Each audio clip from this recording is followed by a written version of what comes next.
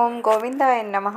స్వయంభువు ద్వారకా తిరుమల శ్రీ వెంకటేశ్వర స్వామి వారి ఆలయం గురించి చూద్దాం. స్వయంభువుగా ప్రత్యక్షమైన వెంకటేశ్వర స్వామి ద్వారకా తిరుమల శ్రీ వెంకటేశ్వర స్వామిట. పెద్ద తిరుపతికి వెళ్ళి మొక్కులు చెల్లించుకోలేని వారు ఈ చిన్న తిరుపతిలో తీర్చుకుంటే స్వామి దయతో అనుగ్రహిస్తాడని భక్తులు నమ్ముతున్నారంట. ద్వారకా తిరుమల క్షేత్రము భారతదేశంలో అత్యంత ప్రాచీనమైన క్షేత్రంగా అంట. ఈ క్షేత్రంలో శేషాద్రి కొండ మీద కలియుగ దైవం శ్రీ వెంకటేశ్వర స్వామి కొలువై ఉన్నారు.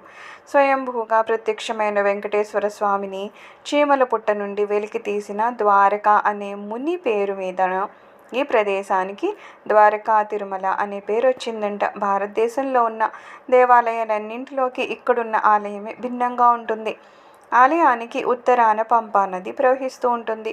ఈ దేవాలయము ఉభయ గోదావరి జిల్లాలతో పాటుగా 2 తెలుగు రాష్ట్రాల్లోనూ చిన్న తిరుపతిగా ప్రసిద్ధికెక్కింది. తిరుమల తిరుపతి అంటే పెద్ద తిరుపతిలో స్వామివారికి మొక్కిన మొక్కును చిన్న తిరుపతిలో తీర్చుకున్నా సరే అదే ఫలితం లభిస్తుందంట అని ఇక్కడ భక్తుల నమ్మకమట. అయితే చిన్న తిరుపతిలో మొక్కిన మొక్కులు మాత్రం చిన్న తిరుపతిలోనే తీర్చుకోవాలని భక్తులు స్థానికులు చెప్తున్నారు. స్థల పురాణం ప్రకారము ఈ క్షేత్రము రాముని తండ్రి దశరథ మహారాజు కాలం నాటిదని భావిస్తారు. ద్వారకుడు అనే ఋషి తపస్సు చేసి స్వామివారి పాదసేవను కోరారంట. కనుక పాదాలు పూజించే భాగ్యం అతనికి దక్కింది. పైభాగం మాత్రమే మనకు దర్శనమిస్తుంది. విశిష్టాద్వైత బోధకులైన శ్రీరామానుజాచార్యులు ఈ క్షేత్రాన్ని దర్శించినారని, అందరూ స్వామి పాద పూజ చేసుకునే భాగ్యం కలిగించాలని భావించాడు. దీంతో మరొక నిలువెత్తు విగ్రహాన్ని స్వయం వ్యక్త ధ్రువమూర్తికి వెనుక వైపు పీఠంపై వైఖానసాగమం ప్రకారము ప్రతిష్ఠించారని అంటున్నారు. స్వయంభూగా వెలిసిన అర్ధభాగం మాత్రం దర్శనమిచ్చే ప్రతిమను కొల్చినందువలన మోక్షం సిద్ధిస్తుందని, తర్వాత ప్రతిష్ఠింపబడిన పూర్తిగా కనిపించే ప్రతిమను కొల్చినందువలన ధర్మార్థ కామ పురుషార్థాలు సమకూరుతాయని భక్తుల విశ్వాసమంట. ఇక్కడ స్వామివారికి అభిషేకము చేయకపోవడము ఇంకొక విశేషము.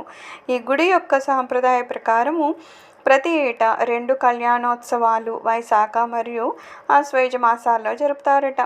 ఇందుకు కారణం ఏంటంటే స్వయంభూమూర్తి వైశాఖ మాసంలో దర్శనమిచ్చారని, సంపూర్ణ విగ్రహాన్ని ఆశ్వయుజంలో ప్రతిష్ఠించారని చెప్తారు.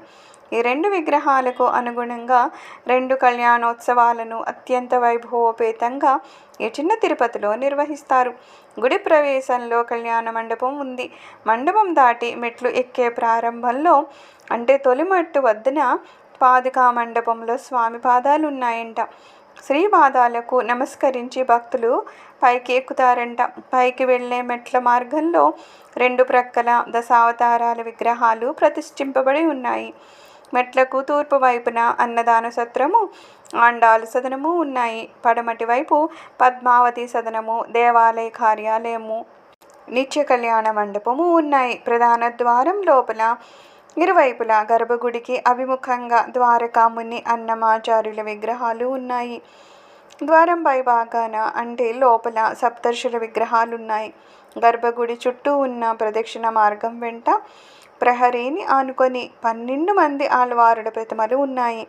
ప్రదక్షిణా మార్గంలో దీపారాధన మండపం ఉంది. ప్రధాన మందిరంలో ఆంజనేయ స్వామి, గరుడ స్వామిల చిన్న మందిరాలు ధ్వజస్తంభం వెనుక ఉన్నాయి.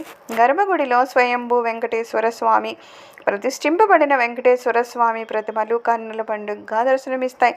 ఆ పక్కనే కుడివైపు అర్ధమండపంలో తూర్పు ముఖంగా మంగతాయారు, ఆండాలు అంటే శ్రీదేవి భూదేవి అమ్మవార్లు కొలువై ఉన్నారు.